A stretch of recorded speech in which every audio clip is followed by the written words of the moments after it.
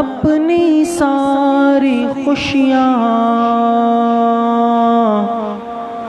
کروں قربان اپنی ساری خوشیاں،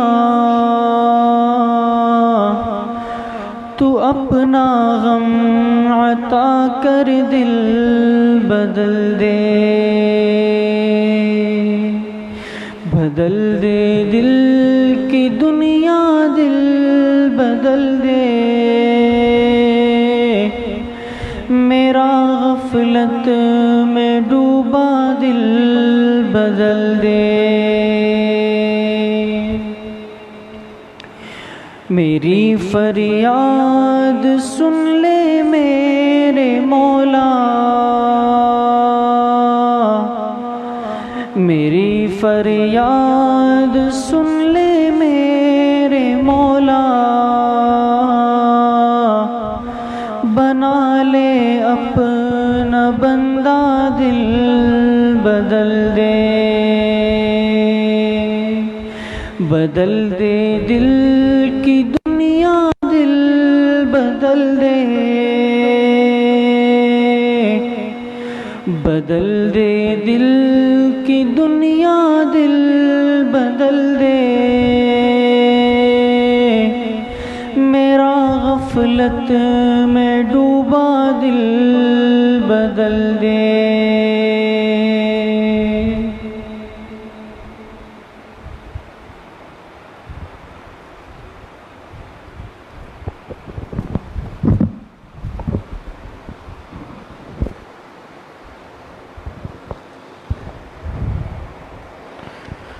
الحمد لله رب العالمين والعاقبة للمتقين والصلاة والسلام على خير خلقه محمد وآله وأصحابه أجمعين ربنا ظلمنا أنفسنا وإن لم تغفر لنا وترحمنا لنكونن من الخاسرين ربنا آتنا في الدنيا حسنة وفي الآخرة حسنة وقنا عذاب النار اللهم أحسن عاقبتنا في الأمور كلها وأجرنا من خزي الدنيا وعذاب الآخرة۔